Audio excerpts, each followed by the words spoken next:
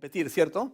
Todos desde que estamos en el nido, desde que estamos en la escuela, siempre tratamos de competir, tratamos de sobresalir. Nosotros como padres nos esforzamos para que nuestros hijos también compitan, para que nuestros hijos destaquen en la escuela o en el deporte, en diferentes actividades. Y conforme ellos van creciendo, ellos van involucrándose y van destacando algunos en una materia más que en otros, ¿cierto? Yo recuerdo cuando era pequeño, por ejemplo, y estaba, bueno, no tanto de diferencia de repente. Les cuento, esta estatura que yo tengo ahora, creo que no he crecido más desde que tenía 14 años. Ahí me quedé, qué piña, ¿cierto? Ok, pero bueno, fuera de bromas, a mí me gustaba bastante el fulbito.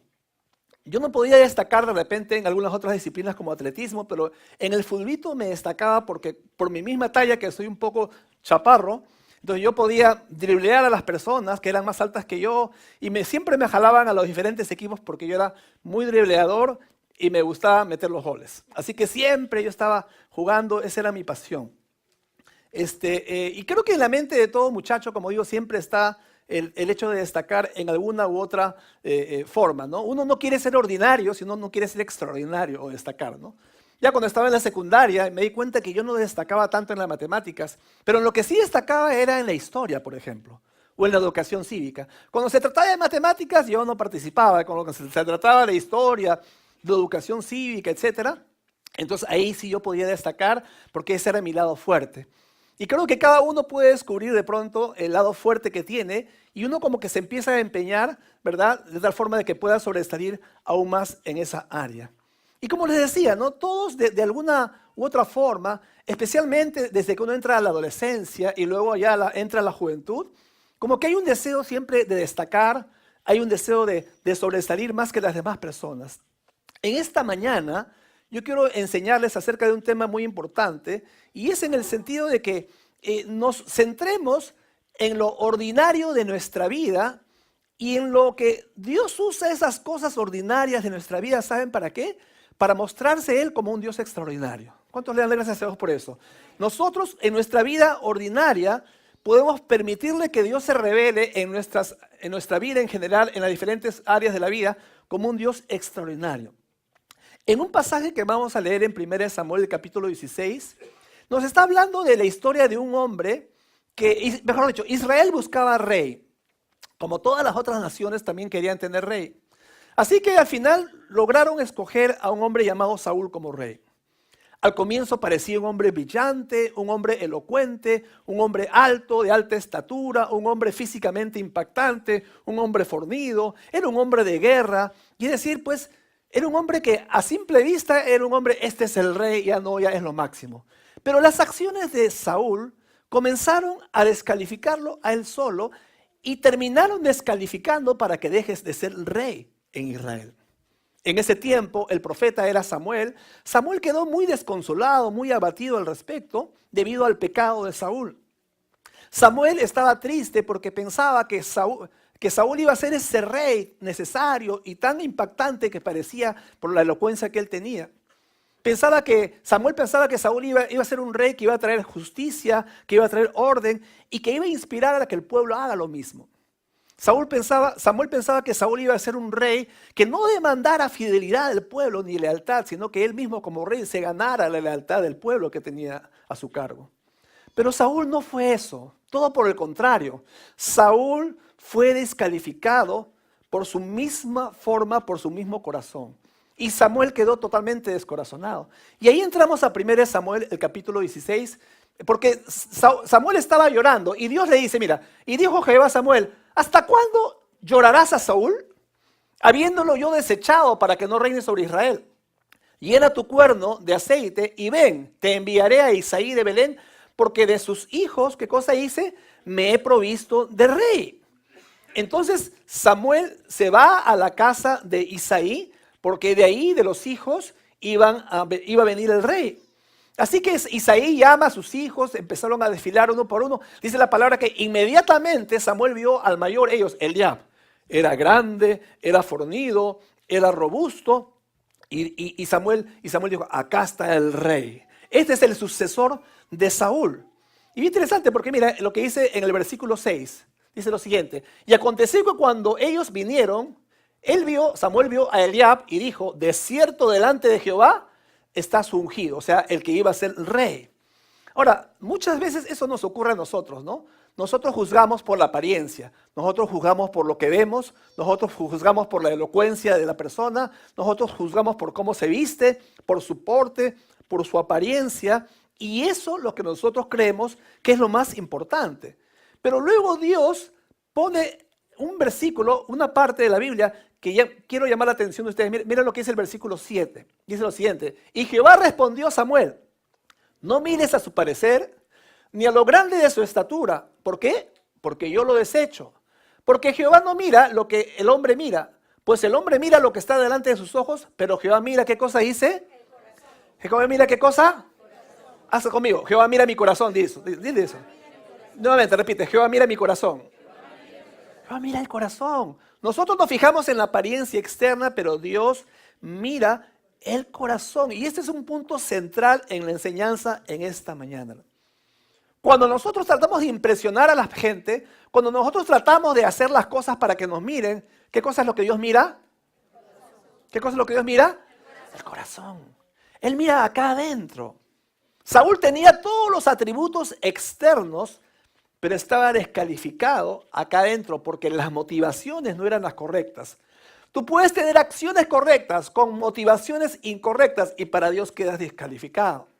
Entonces, Samuel, al tener esa apreciación errónea de uno de los hijos de Isaí, Dios tuvo que corregirlo. Samuel, te estás equivocando. Esa no es la forma en que yo miro a la gente. Tú miras lo externo, pero Dios, ¿qué cosa mira? Dice, nuestro corazón. Versículo 10. E hizo pasar Isaí 7 hijos suyos delante de Samuel, pero Samuel dijo a Isaí: Jehová no ha elegido a ninguno de estos. Versículo 11. Entonces dijo Samuel a Isaí: ¿estos son todos tus hijos? ¿Y qué cosa dijo Isaí? Queda aún el menor, el que apacienta las ovejas, el patito feo. No, ese es, los demás hermanos, no, Samuel, ¿sabe qué? No, ese es el perdedor, deja, él está medio loquito, todo el día anda con una onda, todo el día anda con su arpa cantando ahí, cuidando las ovejas. Él es un perdedor, él nunca aspira a mayores cosas. Por eso es lo que mi papá ya sabe y por eso que lo hemos dejado ya atrás, porque él no, en la vida, él va a poder ser calificado para rey. Pero bien interesante, ¿no? Porque nosotros, como dijimos, nosotros nos fijamos en lo externo. Y en el versículo 11, la segunda parte, dije: y dijo Samuel a Isaí: envía por él, porque no nos sentaremos a la mesa hasta que él venga. Así que lo llamó, Isaí le dijo a uno de sus hijos: anda a llamar a David. Vamos a llamar a David. Oye, pastorcito, ven, pastorcito. Oye, loser, perdedor, ven, vamos, te está llamando papá. Así que entró David en escena. Y el versículo 12, la segunda parte, Dios le dijo, dice: entonces Jehová dijo: levántate y úngelo. ¿Por qué dice? ¿Por qué? Porque este es. O sea, David no se empeñaba en tratar de impresionar a la gente y a las demás personas. Pero Dios estaba impresionado por el corazón de David. ¿Y sabes qué? En esta mañana, lo importante es que Dios quede prendado y quede cautivado por lo que tú tienes dentro, por tu corazón. Por eso, joven, que estás en esta mañana, tan importante que desde temprana edad tú puedas buscar de Dios. Porque en la medida que desde temprana edad tú buscas de Dios, entonces tu corazón va a ser moldeado, tu corazón va a ser transformado y Dios va a empezar a obrar de una manera poderosa. Y luego Dios va a empezar a mostrarte todo el plan que tiene para tu vida. ¿De qué? ¿Por qué? Porque ahora estás agradando a Dios con tu vida. Entonces en el versículo 13 dice la palabra: y Samuel tomó el cuerno de aceite y lo ungió en medio de sus hermanos, y desde aquel día en adelante, ¿qué cosa dice? El Espíritu de Jehová vino sobre David. Mientras estudiamos este pasaje, voy a nombrarle 4 puntos en esta historia. Número 1, David era un hombre ordinario. David era un hombre ordinario, como tú, como yo, una persona en general, ¿verdad? No tiene que ser simplemente hombre, una persona ordinaria. Y ese es el punto en esta historia, hermanos, que quiero yo llamarles la atención. Tú dirás, pero ¿acaso David fue tan ordinario? ¿Acaso no sabemos que mató a Goliat? ¿Y acaso no hizo grandes cosas? ¿Y acaso no fue el rey más destacado sobre Israel? Sí, es verdad. Pero ¿por qué lo hizo? Él lo hizo porque Dios vino sobre su vida. Porque el Espíritu de Jehová vino, se posó sobre él y por eso él pudo hacer grandes cosas. Hermanos queridos, o sea, todo lo que David hizo fue el resultado de que el Espíritu de Jehová vino sobre David. Y como vino sobre David, fue ungido y pudo sobresalir por sobre lo ordinario. En otras palabras, David era el recipiente adecuado para los propósitos de Dios. Y cuán importante que nosotros podamos ser esos depósitos, esos recipientes adecuados para que Dios pueda fluir y obrar. ¿Cuántos quisieran que Dios obre en sus vidas? Levanten sus manos. Levanten sus manos. La pregunta es, ¿eres el recipiente adecuado? La pregunta es, ¿tu vida está acorde a lo que se necesita o lo que Dios necesita para que pueda ser usado por Dios? Y ahí está el quid del asunto, porque hay mucha gente que quiere ser usada por Dios. Señor, úsame, quiero ser un instrumento en tus manos, pero Dios no te puede usar. ¿Sabes por qué? Porque de repente te pareces a los hermanos de David. Yo no quiero ser como los hermanos de David, yo quiero ser como David, ser usado por Dios. Pero para ser usado por Dios, mi vida tiene que ser correcta, adecuada, para que Dios pueda derramar de su poder, de su espíritu, y pueda ser usado para grandes cosas. ¿Amén? Entonces, todos queremos ser instrumentos de Dios, pero nuestra vida tiene que ser el recipiente adecuado. De pronto tú tienes la apariencia adecuada, tienes la apariencia correcta, eres elocuente, tienes estudios, conoces muchas cosas, eres lo máximo. De repente eres extraordinario en lo externo. Pero Dios no mira lo que el hombre mira, porque el hombre mira lo que está delante de sus ojos, pero la Biblia dice, Dios mira ¿qué cosa? El corazón. Mira a la persona, tú le dices, Dios mira tu corazón, dile eso, Dios mira tu corazón. Los hermanos de David fueron descalificados porque se habían afanado en lo externo y habían descuidado lo interno. Y David llegó a ser alguien extraordinario, no porque en él había algo extraordinario, sino porque el Espíritu del Señor estaba sobre la vida de David. Por eso es lo que él pudo hacer proezas en el nombre del Señor. Porque vivimos en una cultura que trata de hacernos pensar, ¿saben qué? Que somos extraordinarios. La cultura de este mundo trata de hacernos pensar de eso. ¿Y sabes qué? Eso se ha infiltrado dentro de la iglesia. Eso se ha infiltrado dentro de la iglesia. Hay un pastor llamado James MacDonald. Él dice que hay 4 mentiras que el mundo enseña y que la iglesia lo repite. Número 1, eres único. Todo el mundo, aún dentro de las iglesias, eres único, no hay nadie como tú. Y eso es algo cierto, de verdad. Una parte de verdad. Tenemos única huella digital, nuestro ADN nos describe. Hay una persona que no se le reconoce después de 30 años, 50 años de muerto, y con su ADN tú puedes distinguir los rasgos de esa persona y puedes sacar la identidad de esa persona. En ese sentido somos únicos, pero ¿saben qué? Al final todos somos iguales. ¿Sabes por qué? Porque todos fuimos creados del polvo de la tierra. Hola. Al final todos somos iguales porque todos somos pecadores. Hola. Esa no te la sabías. Entonces, eso echa un poco por tierra, ¿verdad? Eso de que soy único, en cierta forma sí es verdad, pero todos somos iguales delante de Dios. Muéstrame un lugar en la Biblia que trata de poner en un pedestal de tu ego, de decirte que eres único. Hermanos, muchas veces nosotros pensamos eso. O sea, Justin Bieber es especial, no es especial. De repente será muy talentoso, pero no es especial. Es ordinario, como tú y como yo. Quítale su voz. ¿Qué cosa de especial tiene? No tiene nada. Es tan pecador como tú y como yo. David era ordinario como tú, como yo y como todas las personas. Santiago 5:17 dice, Elías era hombre sujeto a pasiones semejantes a las nuestras. En la Nueva Versión Internacional dice, Elías era un hombre con debilidades como las nuestras. Entonces, esta cultura trata de enfatizar que somos únicos. Mezcla un poquito de verdad con una palabra muy conocida, y si no la conoces te la digo, con mucho narcisismo. Narciso era un hombre que tanto quería, tan bello dicen que era, que se terminó enamorando de su propia imagen en la mitología griega. La imagen que estaba reflejada en un estanque de agua, él miró ese estanque, esa imagen de él mismo y quedó enamorado de su propia imagen. Y a veces nosotros tanto nos afanamos en lo externo, tanto nos empeñamos en lo externo y tanto enfatizamos este aspecto, aún dentro de la iglesia, nosotros también caemos en ese sentido. Los cristianos, hermanos, no tenemos que afanarnos por lo externo, sino tenemos que interesarnos más en lo externo. Mira a la persona de tu lado y dile, tú eres ordinario, dile eso, tú eres ordinario. Ahora, esto no es una palabra despectiva por si acaso. No lo vean, si tú le dices así, no le hagas así, eres ordinario, no le hagas así. Dile con una sonrisa, así con las manos atrás, eres ordinario. Porque a veces los gestos hablan mucho, ¿no? Ok, mucho cuidado con los gestos. Entonces, es una primera mentira. La segunda mentira, estás determinado por tu trabajo. Esa es otra mentira también. O sea, eres tu trabajo. Eso mucha gente dice.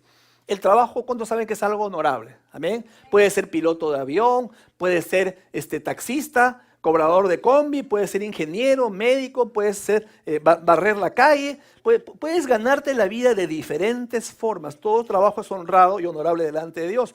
David era un pastor de ovejas y en aquel tiempo el ser pastor de ovejas era un trabajo un poco despreciable en la sociedad en aquel entonces. Pero tú no estás determinado ni por tu trabajo, ni por las conexiones o la gente que conozcas, tampoco estás determinado por las posesiones que tú poseas. Lucas 12:15 dice, la vida del hombre no consiste en la abundancia de los bienes que posee. Entonces, esta es la segunda mentira. Estás determinado por tu trabajo. La tercera mentira es bien conocida. Dios te necesita. Esa es una fumadaza. Esa es la más grande fumada que he escuchado por ahí, de que Dios te necesita. ¿Dios me necesita? Entonces, Dios me necesita, dejaría de ser todopoderoso. ¿Cuántos creen que Dios es todopoderoso? Dios es todopoderoso, significa que todo lo puede. Dios es omnisciente. ¿Qué cosa significa que eso es omnisciente? Que todo lo sabe, todo lo conoce. ¿Ok? Que Dios es omnipresente. ¿Qué significa que es omnipresente? Que está en todo lugar a la vez. Dios es omnipotente, omnisciente y yo me confundía. Dios es omnisciente, omnipotente y omnipresente. Ok. Esa es la característica de Dios. Entonces, con esa cliché, esa que Dios me necesita, Dios no me necesita. Dios puede cumplir sus propósitos sin necesidad mía. Isaías 46:10. Que anuncio lo por venir desde el principio. Y desde la antigüedad lo que aún no he hecho. ¿Qué digo? ¿Qué cosa dice? Mi plan permanecerá y haré todo lo que tú quieras, Marisita querida. Jonathan, voy a hacer todo lo que tú quieras. Eso dice, ¿y haré qué cosa hice? ¿Y haré? ¿Y haré qué cosa hice? Todo lo que yo quiero. ¿A quién se refiere yo? ¿Quién está hablando? Dios. Dios está hablando. Yo haré lo que yo quiero, no lo que tú quieres. Al final el plan de Dios va a prevalecer por sobre tu plan. No porque Dios sea caprichoso, que sea antojadizo o quiera hacerte el aguafiesta. No es eso. Sino porque Él sabe más que tú y que yo. ¿Cuántos creen que Dios sabe más que yo y que tú? Amén. Dios sabe más que nosotros porque Él es Dios. Yo no soy Dios. Por lo tanto, Dios no necesita más. Lo que somos instrumentos de Dios, que es otra cosa. Y la cuarta mentira. Persigue tus sueños. Y eso es tan común y creo que es la más importante. La gente te dice, no claudiques, esfuérzate, el cielo es el límite, trázate metas grandes, haz aquello grande que siempre has soñado. Ahora, es verdad que nos esforcemos, es verdad que trabajes, es verdad que hagas y puedas aspirar a mayores cosas que tú puedas en la vida. Pero sabes que al final Dios no se va a acomodar a ti. Nosotros nos tenemos que acomodar al Señor, hermanos queridos. O sea, Dios no está para complacer nuestros caprichos, para complacer lo que yo deseo, porque a mí me gusta y porque yo lo creo y porque así es. No, nosotros estamos para cumplir su voluntad, que es buena, agradable y perfecta. Hay mucha gente que dice, ay, en esta iglesia no hay ministerio de pintores abstractos. Me voy a la iglesia detrás de la loma porque ahí sí hay ese ministerio de pintores abstractos. Entonces, a veces la gente tiene una idea errada de qué cosa Dios nos ha llamado. ¿Sabes según la Biblia cuál es tu principal ministerio? Mira lo que dice la Biblia, cuál es tu principal ministerio. Id y predicad el evangelio a toda criatura. ¿Qué más? Id y haced discípulos a todas las naciones. ¿Qué más? Y me seréis testigos en Jerusalén, en Judea y en Samaria. ¿Y qué más? Hasta lo último de la tierra. Si no lo sabías, ahora lo sabes. Te doy la noticia. Ese es tu llamado. Ese es tu ministerio. No tienes que meditar, no tienes que pensar, no tienes que ayunar, no tienes que hacer vigilias. Ahí está el llamado de Dios para tu vida. Y en eso nosotros tenemos que enfocarnos, hermanos. Puedes esforzarte, sí, en cumplir tus sueños, pero ¿cuál es la clave? La clave que les voy a enseñar en esta mañana. Tú cumples los propósitos de Dios y por ende tus sueños son cumplidos. No es a la inversa, no es que yo cumplo mis deseos, mis caprichos o mis gustos y lo que yo creo que tengo que hacer y luego Dios, ahora tengo tiempo para ti, Señor. No es así. Es todo lo contrario. Primero están sus propósitos, sus planes, porque mi plan prevalecerá, dice Dios, no tu plan. Y luego, por ende, como consecuencia de agradar a Dios, de cumplir sus propósitos y sus planes, entonces mi vida es bendecida. Mis sueños empiezan a cumplirse poco a poco, paso a paso, porque ese es el plan y el deseo de Dios para nuestras vidas. Amén. Entonces vemos que, número uno, como vimos que David era un hombre ordinario. Número dos, debido a que David era ordinario, Dios pudo usarlo para hacer cosas extraordinarias. Nuevamente el versículo 13, 1 Samuel 13 dice, y Samuel tomó el cuerno del aceite y lo ungió en medio de sus hermanos, y desde aquel día en adelante el Espíritu de Jehová, ¿qué cosa dice? Vino sobre David. Entonces, lo que hizo grande a David no fueron las habilidades, sino ¿qué cosa dice? Sino que el Espíritu de Jehová vino sobre David. Eso es lo que hizo a David una persona extraordinaria y pudo realizar algo extraordinario. O sea, ¿qué hizo que Faraón pudiera ver a un delincuente en la cárcel como José, sacarlo de esa prisión y hacerlo gobernador de todo Egipto siendo extranjero? ¿Qué cosa? El Espíritu de Jehová vino sobre la vida de José. ¿Qué permitió a Gedeón con 300 hombres derrotar a un ejército de 135,000 madianitas? El Espíritu de Jehová vino sobre Gedeón. Amén. ¿Qué fue lo que conllevó a que Moisés pueda sacar a toda una nación de Egipto de parte de la esclavitud? El Espíritu del Señor estaba también con Moisés. ¿Cómo es que Sansón pudo derrotar y matar, dice la palabra, con una quijada de asno, pudo matar a 1000 filisteos? El Espíritu del Señor vino sobre la vida de Sansón. ¿Qué es lo que permitió que la iglesia primitiva tuviera tal fortaleza de prevalecer en medio de la persecución, derrotar al imperio romano para convertirse en la iglesia, en la religión predominante allí en unos cuantos siglos? El Espíritu de Dios vino sobre las personas en el Nuevo Testamento y ellos pudieron hacer lo que hicieron. ¿Por qué? Porque el Espíritu de Dios vino sobre ellos, hermanos. ¿Por qué? Porque la Biblia dice, no es por fuerza ni por poder, sino por mi Santo Espíritu, dice Dios. Y es por el Espíritu Santo, hermanos, que nosotros podemos hacer proezas o podemos hacer hazañas. No te empeñes en ser alguien extraordinario. David fue un hombre ordinario, José fue un hombre ordinario, Moisés fue un hombre ordinario, Esther fue una mujer ordinaria. Los apóstoles, todos fueron ordinarios. El apóstol Pablo fue ordinario, pero tuvieron un Dios extraordinario. Y como tuvieron un Dios extraordinario, pudieron hacer grandes cosas en el nombre del Señor. Entonces, David fue un hombre ordinario, pero Dios pudo usarlo debido a que él fue un recipiente adecuado para realizar proezas para Dios. Número 3, Dios convirtió a David en una persona extraordinaria. ¿Sabes dónde? En el pasto. Ahí en el pastizal, en medio del bosque, mientras estaba llevando a sus ovejas, allí, 1 Samuel 16:13.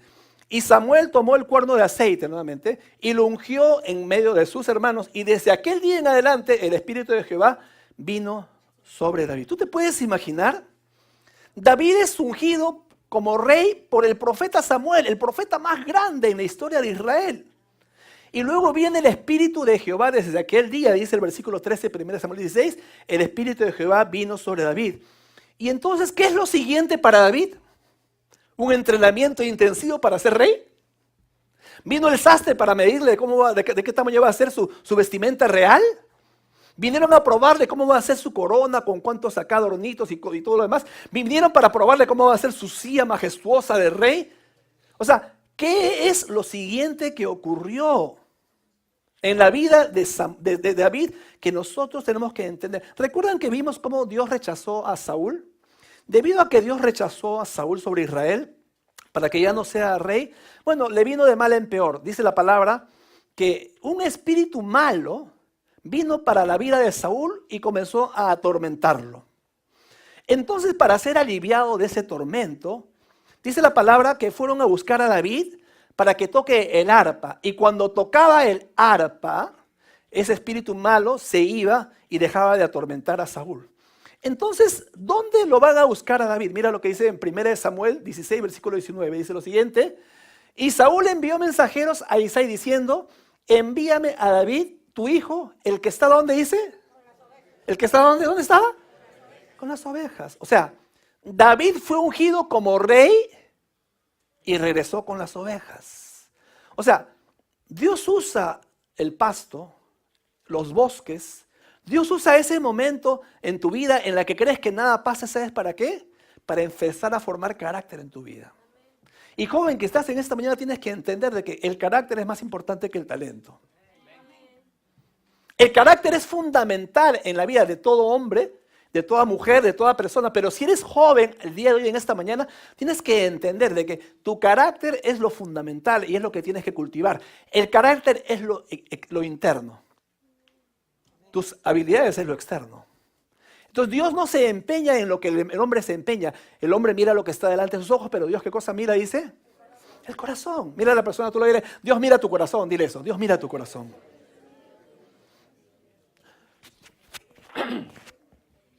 Dios mira nuestro corazón.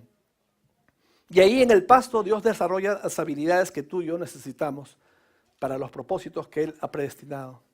Algo que resaltar sobre la vida de Saúl en estos minutos que me quedan es que la razón por la que Dios desechó a Saúl, ¿saben por qué? Es porque no le interesó la presencia de Dios. A Saúl no le interesó la presencia de Dios. Él buscó más la posición que la presencia. Y esto quiero llamar la atención a ustedes en esta mañana también. Saúl quería ser rey de parte de Dios. Quería el trabajo, quería la posición, quería el título, pero no tenía presencia en su vida. Y mucha gente puede ser así en esta mañana, el día de hoy. Puede tener mucha habilidad, pero eso no le sirve a Dios. Dios le quitó el cargo, Dios le quitó la posición a Saúl. ¿Saben por qué?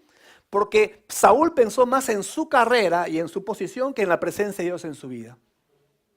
Algo que nunca tienes que descuidar, joven, es la presencia de Dios que Él quiere derramar sobre tu vida. Si tú te afanas en la posición y en el porte y en lo físico y en las cosas externas, entonces tu vida no va a funcionar de esa forma. Ten cuidado si tú te afanas tanto en tu trabajo, que estás acá, si eres trabajador, si eres empresario, si eres profesional.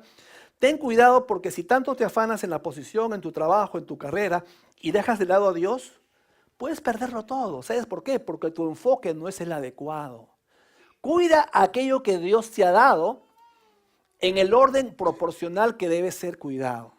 Si Dios tiene que ser primero y ahora como tienes más trabajo, pones tu trabajo primero y dejas a Dios de lado, entonces ese trabajo va a terminar llevándote a un punto y no tienes carácter que sostiene y te vienes abajo. ¿Por qué? Porque no hay presencia de Dios en tu vida. Porque lo elemental, lo interno, lo descuidaste. Por lo tanto, tenemos que tener mucho cuidado. Y la Biblia dice que Samuel comenzó a llorar. Yo me imagino el llanto porque tenía todas las expectativas en Saúl. Saúl tenía que ser y ahora estaba llorando. ¿Por qué? Porque Saúl tenía una piedad, religiosidad, una piedad externa por lo fuera. Y algunos de ustedes de repente en esta mañana que vienen a la iglesia como le estuvieran haciendo un favor a Dios. No sé si ir a la iglesia. No tengo mucho tiempo, estoy cansado, estoy cansada. Hola. Mira a la persona de tu lado y dile, te dije que iban a hablar de ti, dile eso, te dije que iban a hablar de ti.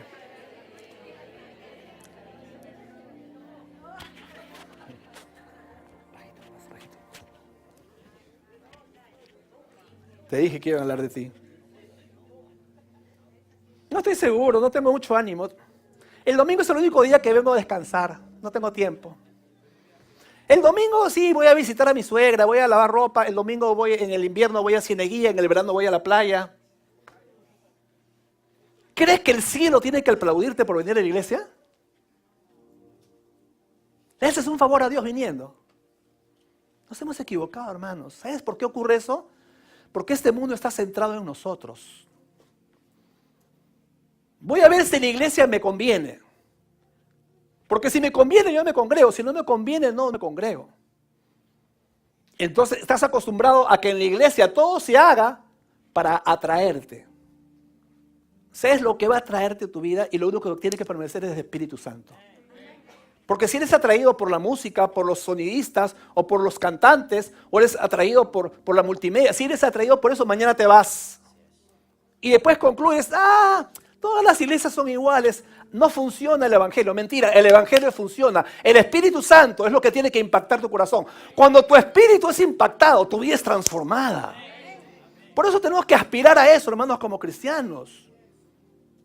Y no poner condiciones que cuando me es conveniente me congrego, cuando no es conveniente no me congrego. Hermanos, si la hermana Carmencita con sus 83, 84 años que tiene puede marcar taxi Uber y acá la ves presente, ¿por qué tú no puedes dormir 8 horas? Amén.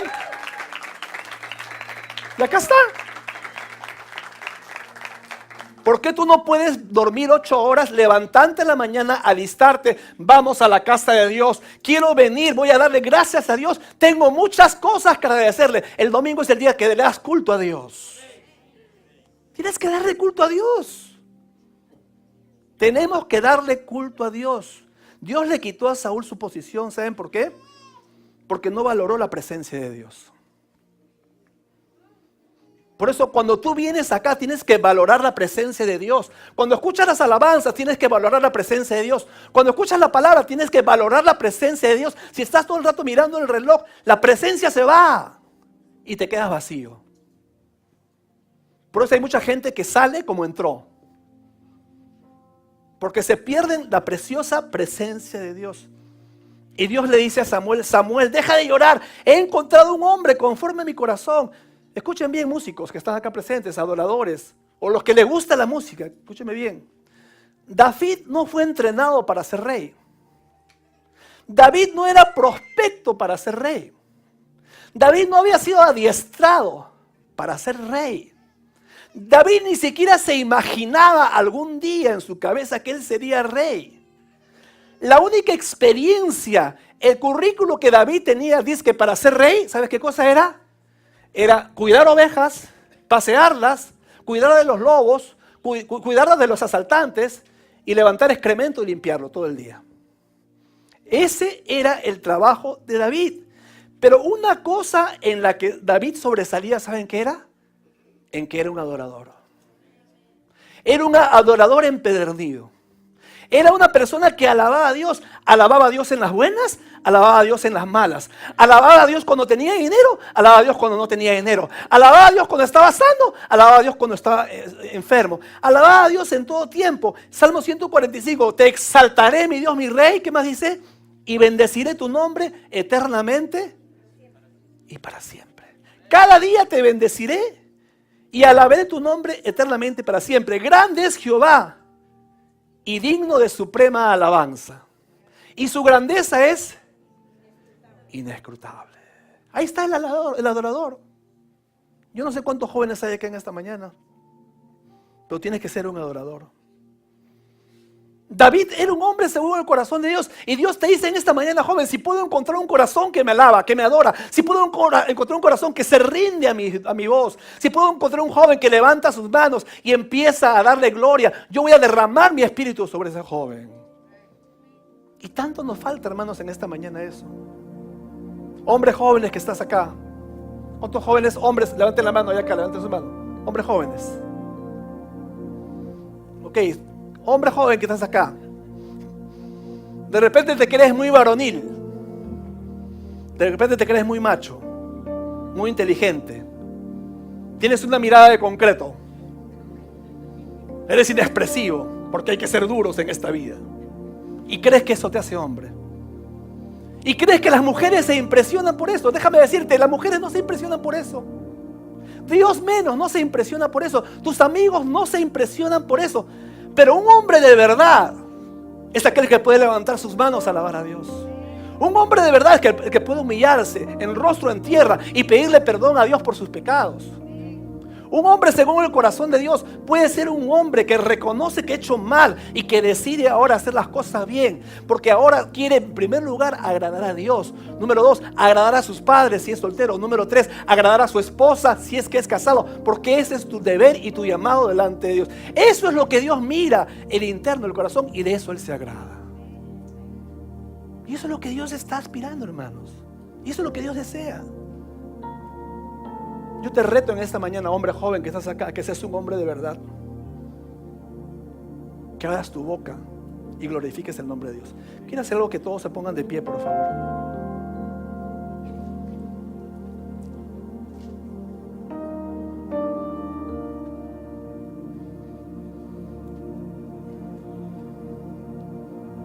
No sé si saben alabar a Dios ustedes. Yo quiero pedirles que levanten su mano y que por 30 segundos alaben a Dios.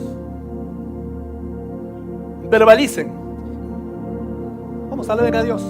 Quiero escucharlos. A ver, Dios quiere escucharlos. Vamos, alaben a Dios. Te exalto, Señor, te alabo, Señor. Dile eso, vamos, adoren a Dios cada uno en su lugar. Dios puede escucharnos a todos nosotros. Dios puede escucharnos. Dios quiere escucharte. Levanta tu voz, adóralo en ese momento. Ahora es el tiempo que tienes que hacerlo. Aprende a hacerlo acá en la congregación para que luego tú lo hagas también en tu casa. Aprende a alabar a Dios. Levanta tu voz, levanta tus manos, alaba el nombre del Señor. Dios quiere derramar su espíritu sobre la iglesia, pero tienes que aprender a ser un adorador al Señor. Hazlo, alaba a Dios, ríndete delante de Dios, entrégale tus cargas al Señor, entrégale tus pesares, entrégale tus dudas, entrégale tus luchas, tus temores, tus conflictos, tus debilidades, tus tendencias, entrégale al Señor. Sigan alabando, sigan adorando, vamos.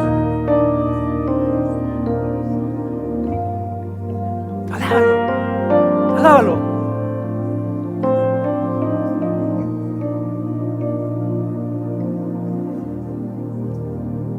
Aleluya, Señor.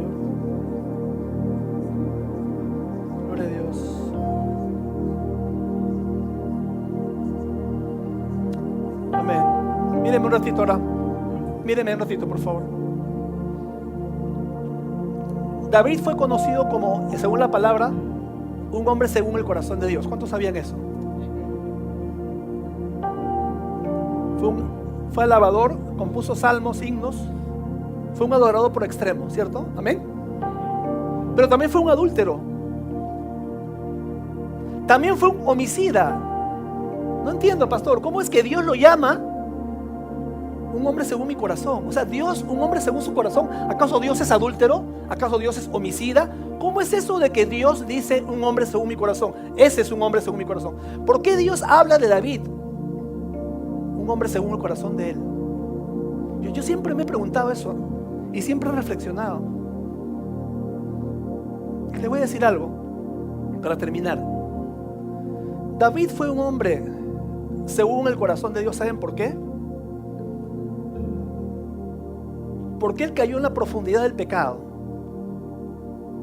Cometió adulterio, siendo rey, con una mujer que estaba casada. Y como tenía la posición, la llamó a ella, tuvo relaciones con ella, ella quedó embarazada de un hijo. Y para tapar su pecado, mandó matar al esposo de ella. Luego viene el profeta Samuel y lo confronta. Y dice: tú has pecado, David. Ya fui. Pero luego le dice Natán: no morirás, tu pecado ha sido perdonado. Y luego escribió el Salmo 51.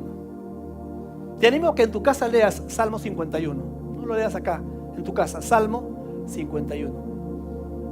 Y ese salmo habla de un hombre desgarrado, un hombre pecador, un hombre que reconoce que ha pecado. ¿Y sabes lo que dice? Ten piedad de mí, oh Dios, conforme a tu misericordia, conforme a la multitud de tus piedades, ten misericordia de mí.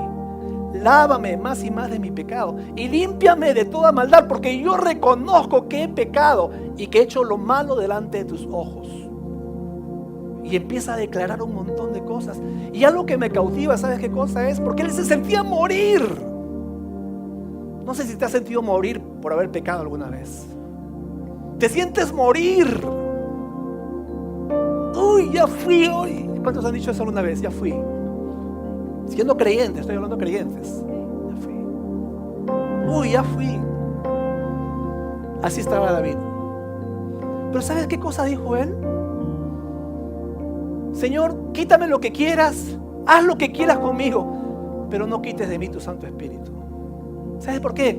Porque el día que él fue ungido como rey, cuando tenía 16, 17 años, fue ungido como rey y asumió el reinado a los 30 años. Y más o menos después, como de 10 o 15 años, cometió adulterio. O sea, él recordaba cuando tenía 16 años y cómo Dios le había llenado con su Espíritu Santo. Y eso es lo que más anhelaba en su vida. Señor, haz lo que quieras conmigo, mátame, destrúyeme, haz lo que quieras, pero no quites tu Santo Espíritu de mí. Y es lo que tú tienes que buscar en la vida. Joven, si estás acá presente, el Espíritu Santo de Dios tiene que ser lo más preciado que tú tengas y que tú aspires y anheles. Porque si no tienes el Espíritu de Dios, no tienes nada. Si no tienes el Espíritu de Dios, eres una farsa como creyente. Es puro pantomima, es puro cascarón, no hay nada dentro. El Espíritu Santo de Dios es lo que tu vida cristiana necesita. ¿Cuántos quieren el Espíritu Santo de Dios? Dios quiere llenarte con su Espíritu Santo, con su presencia.